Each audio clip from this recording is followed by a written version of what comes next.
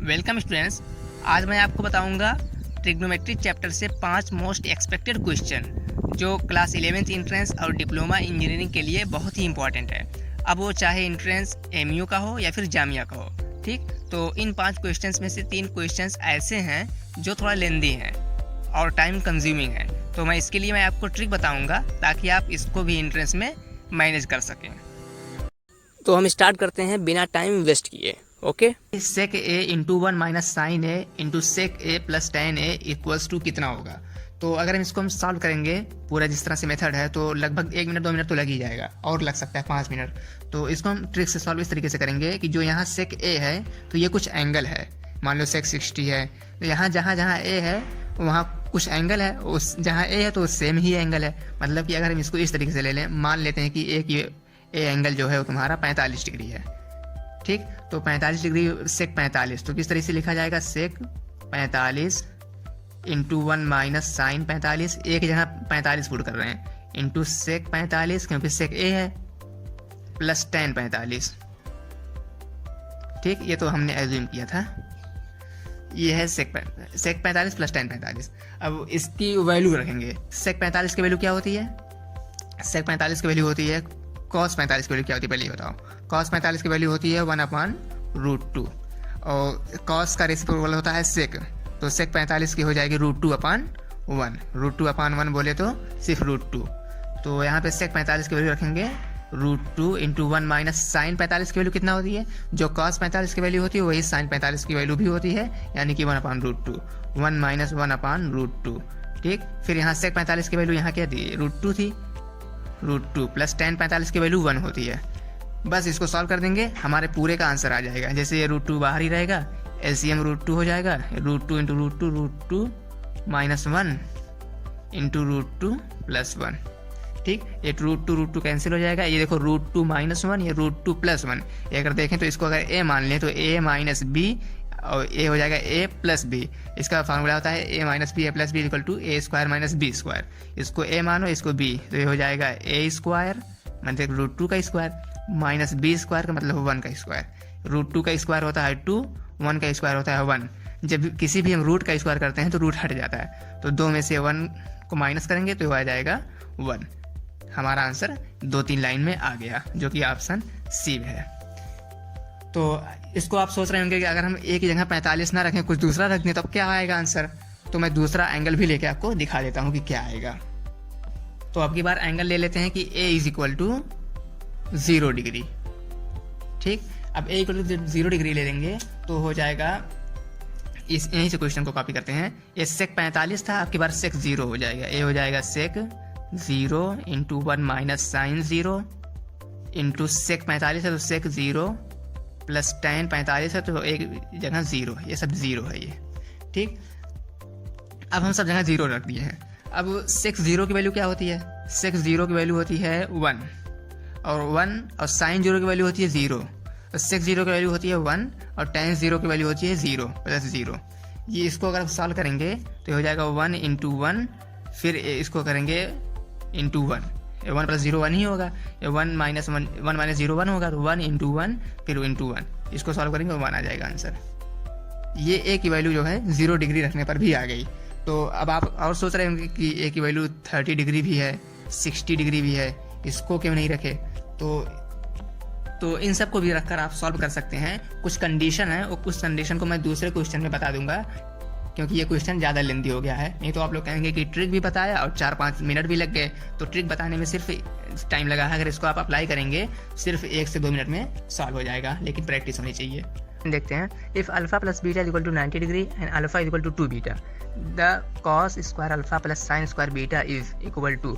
तो cos square alpha plus sine square beta की value क्या होगी अगर अल्फा प्लस बीटा 90 डिग्री है और अल्फा जो है बीटा का 2 गुना है। तो इस कंडीशन को पहले लिखेंगे कि alpha plus beta is equal to 90 दिया है और यहाँ पे alpha is equal to 2 beta दिया है। ठीक, तो यहाँ पे हम इसको सॉल्व नहीं करेंगे, यहाँ से इसको ट्रिक से सॉल्व करेंगे। ट्रिक से क्या करेंगे कि यहाँ अल्फा और बीटा की कुछ एंगल मानेंगे, दोनों का सम 90 भी लाएंगे और इस कंडीशन को भी फॉलो कराएंगे। तो पहले देखते हैं कि अल्फा की वैल्यू अगर हम 45 रख लें और बीटा की वैल्यू भी 45 रख लें तो ये दोनों की वैल्यू 90 आ जा रही है, मतलब कि ये कंडीशन फॉलो हो गई। लेकिन अगर अल्फा की वैल्यू देखो यहाँ पर 45 रखे हैं यहाँ पर अल्फ़ा की वैल्यू और बीटा की वैल्यू 45 है। यहाँ अल्फ़ा की वैल्यू अगर हम 45 रखें, फिर 2 इंटू बीटा की वैल्यू भी 45 रखें, तो ये हो जाएगा 45 इज इक्वल टू 45 इंटू 2 हो जाएगा 90। क्या ये सही है? नहीं। तो हम दूसरा एंगल लेंगे। तो अगर हम अल्फ़ा की वैल्यू 60 ले लें और बीटा की वैल्यू 30 ले लें, हम कुछ भी ले सकते हैं, लेकिन कंडीशन क्या है कि दोनों पे जो है फॉलो होना चाहिए। दोनों इक्वेशन जो बन रही है दोनों को फॉलो करना चाहिए। अल्फ़ा की वैल्यू अगर हम 60 ले लें, जैसे अल्फ़ा प्लस बीटा की वैल्यू 90 हमको लाना है, तो अल्फ़ा की वैल्यू अगर हम 60 ले लें तो बीटा की वैल्यू ज़ाहिर सी बात है 30 ही लेना पड़ेगा, तभी दोनों को जोड़ने पे 90 आएगा। इसी तरह अल्फ़ा की वैल्यू हमने क्या ली है? 60 ली है, ये हो जाएगा 60 is equal to 2 into beta है, 2 इंटू बीटा की वैल्यू हमको लेना पड़ेगा 30, तभी जोड़ने पे 90 आएगा, ये हो जाएगा 30। इसको अगर हम करें तो 60 इज इक्वल टू 60, मतलब कि ये कंडीशन फॉलो हो रही है। यानी इन दोनों बात से हमको ये समझ में आया कि अल्फ़ा की वैल्यू हमको 60 लेना है और बीटा की वैल्यू हमको 30 डिग्री लेना है। अब जो क्वेश्चन में पूछा है कि the cos square alpha plus sine square beta is equal to क्या होगा, तो इसको हम लगा सकते हैं। अब तो क्या होगा? Cos square alpha plus sine square beta is equal to क्या होगा, ये पूछा है। और अल्फ़ा की वैल्यू हम निकाले हैं भी 60 आ रही थी, 60 जो है सबको फॉलो कर रहा था। ये हो जाएगा cos square 60 degree plus sine square 30 degree, और कॉस 60 की वैल्यू होती है 1/2 का स्क्वायर करना है। इसके पहले वीडियो में मैं बता चुका हूँ कि स्क्वायर हम एंगल का नहीं करते हैं, जो रेशियो लिखा रहता है उसको स्क्वायर करते हैं। इसी तरह जो है प्लस इसका स्क्वायर करेंगे वैल्यू का, जो साइन 30 की वैल्यू है इसका भी स्क्वायर करेंगे। साइन 30 की वैल्यू होती है 1/2, मैं पहले ही बता चुका हूँ, आपको एंगल याद करना पड़ेगा। इसका स्क्वायर, इसकी वैल्यू क्या होगी? अब सिर्फ इसको सॉल्व करना रह गया। 1/2 का स्क्वायर होगा 1/4, क्योंकि 1 का स्क्वायर 1 ही होता है, 2 का स्क्वायर 4 होता है, प्लस 1 का स्क्वायर 1, फिर 2 का स्क्वायर 4। इस दोनों को जब ऐड करेंगे तो देखो एलसीएम सेम है, तो दोनों जो न्यूमरेटर में ऐड हो जाएगा, ये हो जाएगा 2/4। इसको भी आगे सॉल्व करेंगे, ये आएगा 1/2। अगर हम ऑप्शन में देखें तो ऑप्शन सी में है जो 1/2 है। क्वेश्चन नंबर 12 देखते हैं कि the value of tan 48, tan 23, tan 42 into tan 67 degree की वैल्यू क्या होगी। ये तो अभी हम जो क्वेश्चन नंबर 9 किए थे उसी का सेम आंसर आ गया, तो इसको मैं दोबारा नहीं बताऊंगा। अगर आपको याद है तो अच्छी बात है, अगर आप थोड़ा सा कन्फ्यूजन रह गया हो तो वीडियो को पीछे करके फिर से इस सॉल्यूशन को देख सकते हैं जिसकी वैल्यू 1 आई थी। तो हम आगे क्वेश्चन नंबर 13 को देखते हैं। क्वेश्चन नंबर 13 है कि the value of under root में दिया गया है कि 1 minus sine A divided by 1 plus sine A की वैल्यू क्या होगी। तो इसको भी अगर हम सॉल्व करेंगे तो टाइम लगेगा, तो इसके लिए भी मैं ट्रिक बताता हूँ। वो भी जो ट्रिक है वो एंगल पुटिंग है, मतलब कि ए का वैल्यू हम कुछ रखेंगे या फिर 0 रखेंगे। तो इसके जो पहला वीडियो ट्रिग्नोमेट्री का था जिसमें मैंने ट्रिक को बताया था, वहाँ पे ये भी बताया था कि आप ए की वैल्यू जो है 30 भी रख सकते थे, ए की वैल्यू 60 भी रख सकते थे, और 0 भी रख सकते थे, और 90 भी रख सकते थे। वहाँ पे मैंने ए की वैल्यू 0 और 45 रख के आपको बताया था ए की वैल्यू को। और वहाँ पे ये भी बताया था कि ए की वैल्यू हम कुछ भी नहीं रख सकते, कुछ कंडीशंस होती हैं। उस कंडीशन को आज हम यहाँ डिस्कस कर लेते हैं। कंडीशन क्या है कि ए की जो भी वैल्यू हम रखेंगे उस वैल्यू का जो भी आंसर होगा, मतलब उस वैल्यू, मतलब जो भी डिग्री रखें उस डिग्री की जो वैल्यू होगी वो वैल्यू अनडिफाइन नहीं होनी चाहिए। मान लो कि अगर हम ए की वैल्यू यहाँ 90 ले लें, कुछ भी ले सकते हैं, अगर हम ए की वैल्यू 90 ले लें तो साइन 90 बोले तो 1 हो जाएगा और साइन 90 1 हो जाएगा। लेकिन जो ऑप्शन भी इसी तरीके का है, तो अगर हम साइन 90 कॉस 90 तो सही है, लेकिन अगर हम tan 90 रखें, ए भी tan 90 0 हो जाएगा। ऑप्शन बी और डी में देखो कॉट है, अगर ए भी यहाँ ए है, तो अगर ए की वैल्यू हम हर जगह 90 रख रहे हैं तो यहाँ भी हमको 90 रखना पड़ेगा। अगर हम कॉट 90 रखेंगे तो कॉट 90 की वैल्यू हो जाती है, कॉट 90 की वैल्यू होगी अनडिफाइंड। तो कंडीशन यही है कि जो भी डिग्री हम रखेंगे उसकी वैल्यू अनडिफाइंड नहीं होनी चाहिए, ठीक। तो यहाँ पर हम 90 नहीं रख सकते, और 90 के साथ साथ अगर हम 0 रखना चाहें, ए की वैल्यू 0 रखें, तो ए की वैल्यू अगर 0 रखेंगे तो कॉस 0 की वैल्यू 0 होती है, और कॉस का रेसिप्रोकल होता है सेक। अगर हम सेक ए देखें यहाँ पर जो सेक ए सी ऑप्शन में, तो 1/0 करना पड़ेगा, क्योंकि कॉस सेक का रेसिप्रोकल होता है। तो 1/0 करेंगे तो सेक 0 की वैल्यू भी अनडिफाइंड आ जाएगी, मतलब कि सेक हम 0 भी नहीं रख सकते। अब 0 90 कट चुका, 10 अब देखो 45 रख सकते हैं, 60 भी रख सकते हैं, 30 भी रख सकते हैं। अब आपको समझना है, सोचना है कि हम इन तीनों में से कौन सा रखें जिससे हमको आसानी हो। तो मुझे लगता है कि देखो यहाँ पर साइन है क्वेश्चन में, और साइन 30 की वैल्यू होती है 1/2 और साइन 60 की वैल्यू होती है √3/2। अगर हम 60 रखेंगे तो रूट आ जाएगा, तो रूट की वजह से दिक्कत पैदा होगी। तो इसलिए हम ए की वैल्यू 30 ही रखेंगे। 30 रखेंगे तो कुछ आसानी होगी। तो ए की वैल्यू 30 रख के हम इसको सॉल्व करेंगे, फिर उसी ए की वैल्यू 30 रख के ऑप्शन पे भी चेक करेंगे तो हमको पता चल जाएगा।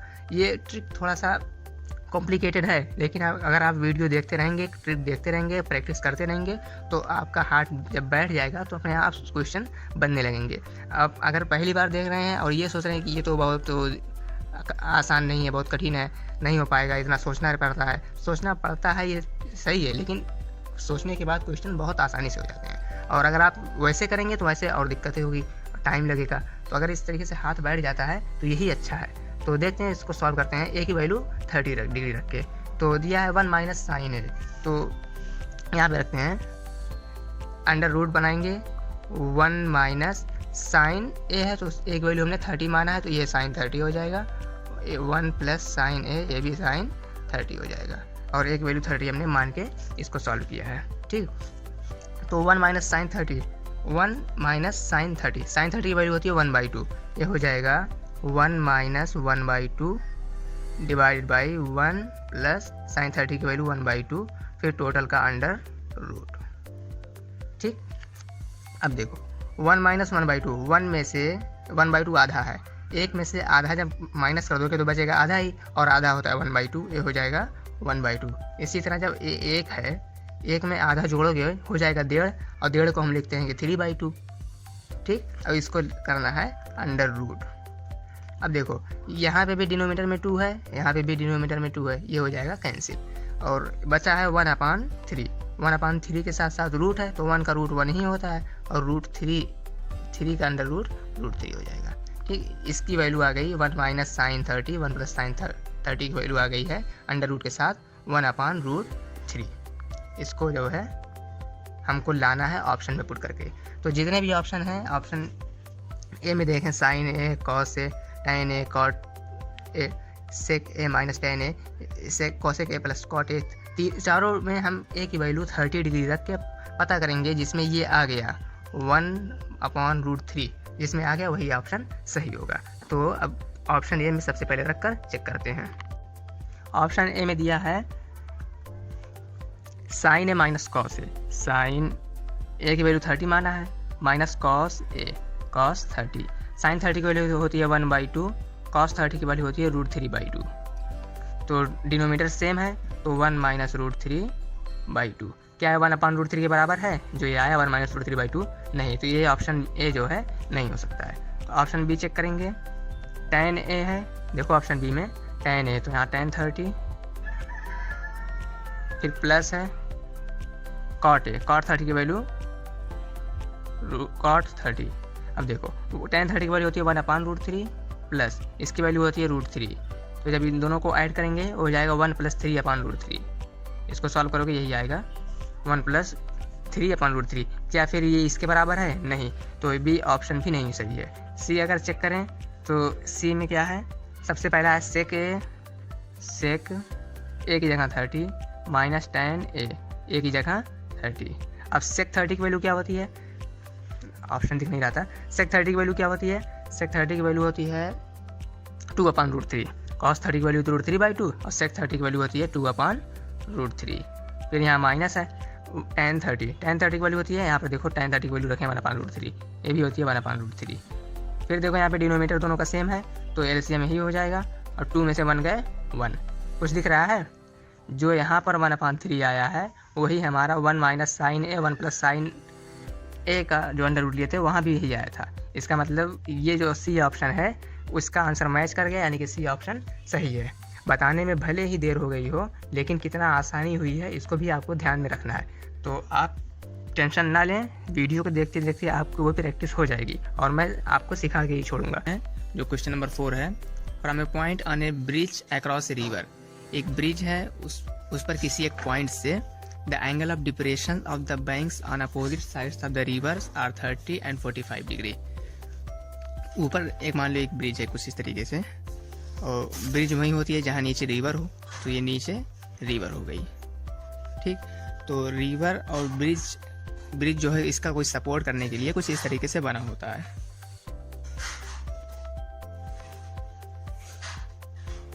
ठीक, और ये जो है यहाँ से यहाँ तक की ये रिवर की विड्थ है। ये रिवर का एक पहला किनारा है, ये दूसरा किनारा है। और क्वेश्चन में कहा है कि the angle of depression. Angle of depression वो होता है जब हम किसी ऊंची जगह से नीचे जगह को देखते हैं और जो हॉरिजॉन्टल से एंगल बनता है उसी को हम एंगल ऑफ डिप्रेशन कहते हैं। जैसे हम अगर ऊपर से इस किनारे को देख रहे हैं, ये एंगल ऑफ डिप्रेशन हो गया इस पॉइंट का, और अगर हम इधर देख रहे हैं तो ये एंगल ऑफ डिप्रेशन हो गया इस पॉइंट का। और ये हॉरिजॉन्टल इसके लिए ये है, और जो एंगल ये बन रहा है दोनों तरफ, यही एंगल ऑफ डिप्रेशन है। और क्वेश्चन में दिया है कि एक तरफ जो एंगल बन रहा है ये 30 डिग्री है और दूसरी तरफ जो एंगल बन रहा है ये 45 डिग्री है। ठीक, if the bridge is at a height of 3 metre from the banks. अगर ये ब्रिज जो ऊपर है ये बैंक से 3 मीटर ऊपर है, इसकी हाइट जो है ये 3 मीटर है, मतलब कि ये जो हाइट है ये 3 मीटर है। ठीक, the width of the river is. अगर ये हाइट 3 मीटर है तो ये जो रिवर की नदी की जो चौड़ाई है ये क्या होगी। तो इन सब सवालों में सबसे इम्पोर्टेंट होता है कि जो मैं अभी ये इमेज बनाया हूँ, ये इमेज बनाना इम्पोर्टेंट होता है। अगर इमेज आप अच्छी तरीके से बना लेते हैं फिर क्वेश्चन को सॉल्व करना बहुत आसान हो जाता है। तो अब इमेज बन गई है। ये हाइट जो 3 मीटर थी मैं इसको यहाँ पर कर देता हूँ, ये 3 मीटर, ये 3 मीटर है। इसको इसलिए कर दिया ताकि जो है ये एक ट्रायंगल ये बन गया, एक ट्रायंगल ये बन गया। और एक ख्याल और रखना है कि इन सब क्वेश्चन में अक्सर जो है बनता है ट्रायंगल, वो भी राइट एंगल ट्रायंगल। ये अगर देखो तो ये 90 डिग्री है। ठीक, तो ये अगर अल्टरनेट एंगल देखें, ये देखो ये लाइन जो ब्रिज है, ये जो रिवर की लाइन है एक पैरेलल है, तो यहाँ पे जो एंगल ऑफ डिप्रेशन 45 डिग्री बन रहा था वो यहाँ पर भी 45 डिग्री ही बनेगा। और सेम इसी तरह जो इधर 30 डिग्री बन रहा है वो यहाँ पर भी 30 डिग्री बनेगा। ठीक, और यहाँ पे अगर हम राइट एंगल है बन रहा है यानी कि ये राइट ट्रायंगल है। अगर राइट ट्रायंगल है तो राइट ट्रायंगल में हम ट्रिग्नोमेट्री का रेशियो लगा सकते हैं। जैसे हमको ये 3 पता है, हमको ये नहीं पता, ये नहीं पता, और इस ट्रायंगल में ये 3 पता है और ये भी हमको नहीं पता। ठीक, तो हमको यही पूरा टोटल विड्थ निकालनी है, तो इस ट्रायंगल से इसको निकाल लेंगे और इस ट्रायंगल से इसको निकाल लेंगे। फिर जब दोनों से निकाल लेंगे, दोनों को जोड़ देंगे, वही हमारी रिवर की चौड़ाई आ जाएगी। तो इसमें 45 डिग्री है, तो इस ट्रायंगल में अगर देखो तो मैं इसका नाम दे रहा हूँ, मान लो कि ये ए है, ये बी है, ये सी है और ये हो गया D. Triangle A B C में देखो यहाँ पे मैं दिखा रहा हूँ, इन ट्रायंगल ए बी सी ये 45 डिग्री है, यानी कि tan 45 डिग्री ये क्या होता है, tan परपेंडिकुलर अपॉन बेस। अगर ये एंगल यहाँ पर हम ले रहे हैं तो परपेंडिकुलर इसके सामने वाला होता है, बेस इससे जो सटा होता है ये बेस होता है। यानी कि ये जो ऊपर ए बी है ये परपेंडिकुलर है, जो बी सी है ये बेस है, यानी कि A B upon B C. tan 45 की वैल्यू होती है 1, ए बी की वैल्यू दी है 3, हाइट जो है 3 है और बी सी हमको निकालना ही था, तो यहाँ पर हम बी सी रख देते हैं। क्रॉस मल्टीप्लाई करेंगे तो यहाँ से हमको निकल के आ जाएगा B C equal to 3 metre. ठीक, बी सी आ गया, बी डी और आ जाए तो दोनों को जोड़ के हमारी रिवर की चौड़ाई मिल जाएगी। तो अब दूसरे ट्रायंगल में देखते हैं, in triangle A B D, in triangle A B D. इस ट्रायंगल में अगर देखें तो हमको ये एंगल पता है, यहाँ से हम फिर tan 30 निकालेंगे। tan 30 इसलिए निकालेंगे क्योंकि हमको इस एंगल 30 के लिए हाइपोटेनस हो जाएगा और ये जो एंगल सटा है ये बेस हो जाएगा, तो इसलिए हम tan ले रहे हैं ताकि हमको जो निकालना है उसमें ए भी आ जा रहा है, जो हमको दिया है वो भी आ जा रहा है। अगर tan के अलावा साइन या कॉस लें तो इसमें हाइपोटेनस लेना पड़ जाएगा, जो कि हमारा कोई इसका काम नहीं है। तो जब काम नहीं है तो इससे अच्छा है कि हम tan में अपना काम चला लें। तो ये हो जाएगा tan 30, यहाँ पे भी होगा परपेंडिकुलर अपॉन बेस, यहाँ पे भी परपेंडिकुलर ए बी है, बेस बी डी है, यानी कि A B divide by B D. और ए बी की वैल्यू अगर देखें तो 3 जो है क्वेश्चन में दी हुई थी, जो हाइट थी रिवर से ब्रिज तक वो हाइट थी, और बी डी की वैल्यू हमको निकालना है। और tan 30 की वैल्यू होती है 1/√3। ट्रिग्नोमेट्री के चैप्टर के क्वेश्चन को सॉल्व करने के लिए अच्छा ये होगा कि जितने भी एंगल हैं जो 0 डिग्री पे बनते हैं, 30 डिग्री पे बनते हैं, 60 डिग्री पे बनते हैं और 90 डिग्री पे बनते हैं। क्लास 10th के लिए इतना ही इम्पॉर्टेंट है, जो इन सब डिग्री पे जो एंगल बनते हैं उसको याद कर लें। अगर इससे सबको याद कर लेंगे, sin 0, cos 0, tan 0, sin 30, cos 30, tan 30 और जो भी 6 रेशियो हैं सबको याद कर लोगे तो सभी क्वेश्चन को सॉल्व करने में आसानी होगी। खासकर tan का अगर आप याद कर लें तो उतना ही है। मैं एक वीडियो में इसकी ट्रिक बता दूंगा, जिसको नहीं याद है वो ट्रिक से भी याद कर सकते हैं। वो ट्रिक मैं कभी भी डाल सकता हूँ, जिनको याद है वो वीडियो उनको देखने की कोई ज़रूरत नहीं है। तो ये 1/√3 हो गया tan 30 की वैल्यू, और ये BD है, ये BD और BD हमको निकालना था। तो BD है BD, यहाँ से हम क्रॉस मल्टीप्लाई कर देंगे। BD = 3 × √3, ये हो जाएगा 3 × √3। ये BD आ गया 3 × √3 और BC आया 3 मीटर। तो हमको चाहिए पूरा DC जो विड्थ ऑफ रिवर है। तो DC अगर हम देखें तो दोनों का सम है, BC और BD का, और BC आया था 3 और अभी BD आया 3 √3। तो इन दोनों को ऐड करेंगे, बस यही आंसर है। लेकिन अगर ऑप्शन में हम देखें तो ऑप्शन में कुछ कॉमन वन लिया है, तो यहाँ से हम देखें अपने आंसर में 3 कॉमन है, यहाँ से 3 कॉमन ले लेंगे तो यहाँ पर बचेगा 1, यहाँ बचेगा √3। यानी इसको अगर हम अच्छे से सजा के लिखें तो ये हो जाएगा 3 × √3 + 1। ये हमारी विड्थ ऑफ रिवर आ गई है जो हमसे क्वेश्चन में पूछा था। तो अगर ऑप्शन में देखें तो ऑप्शन D इज करेक्ट, क्योंकि इसमें 3 कॉमन लिया है, फिर √3 + 1 आंसर मीटर में है, क्योंकि ये जो हाइट है मीटर में दी गई थी। इसी तरीके के ढेर सारे क्वेश्चंस को प्रैक्टिस करें ताकि आप ट्रिक को अच्छी तरीके से इम्प्लीमेंट कर सकें।